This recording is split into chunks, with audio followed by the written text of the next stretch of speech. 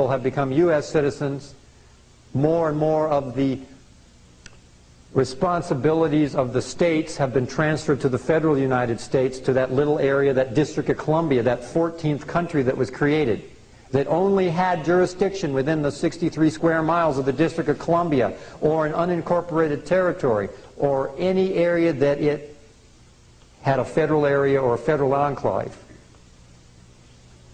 Any place there existed United States citizens, in fact.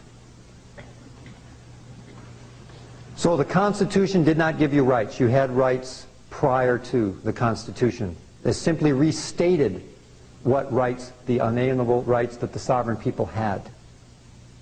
The Constitution was a contract between the states and this new corporation, the United States Corporation. And so, from the point of the Civil War to the point of the Federal Reserve Act of 1913, which I'll talk about when I get into the economic section, there was a long duration of time between that and the Social Security Act. When the 14th Amendment was passed, it was passed for the newly freed black slaves. Because the country was racially divided during the Civil War, prior to the Civil War, and since the Civil War, around the issue of whether or not blacks were going to be given full sovereign rights. Citizenship was determined by the states, not by the federal government. Every state had and still has the power to naturalize citizens directly through the superior courts. Ex parte Frank Knowles here is the Supreme Court precedent for that.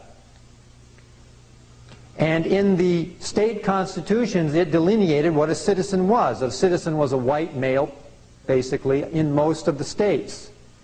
And so there were great debates about whether or not the newly freed black slaves were going to be given the unalienable rights of the sovereign people, or whether they were even going to be given freeman status within the states.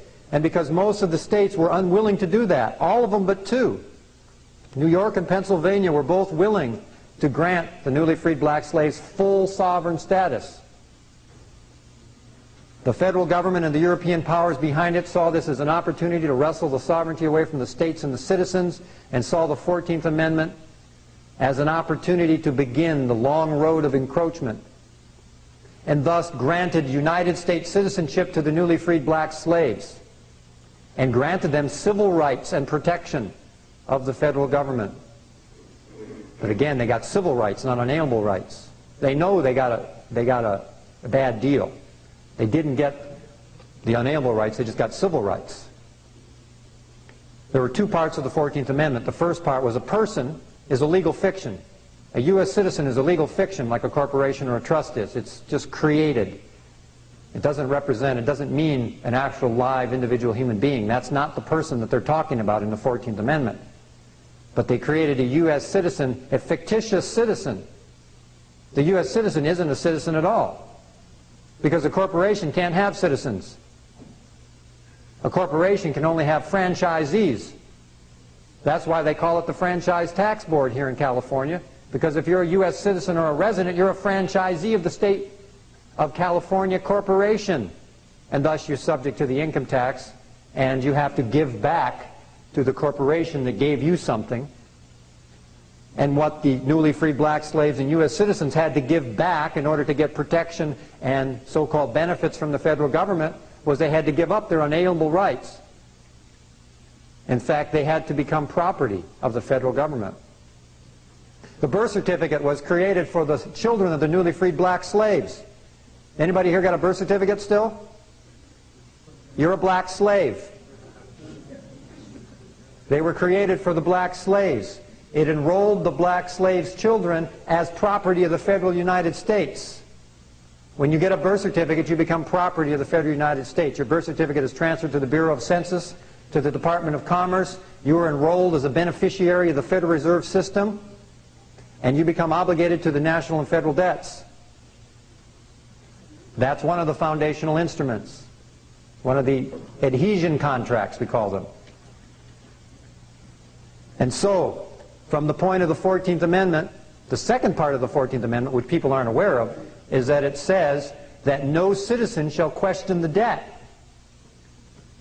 which established the precedent whereby if you became a U.S. citizen, you no longer could question the federal government's spending. You just became obligated, carte blanche, to whatever shopping spree the federal government was up to. And so from the 14th Amendment on through till about 1933, after the Great Depression, that's when most white Americans began to transfer their citizenship over to the federal United States. After 3 or 4 years of the hardships of the Great Depression, people were very demoralized.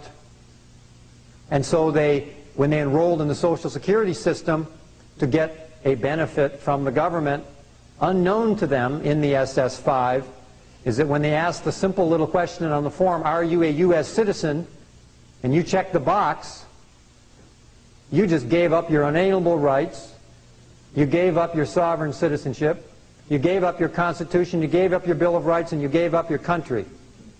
All because you didn't know there was a distinction between a sovereign state citizen and a U.S. citizen.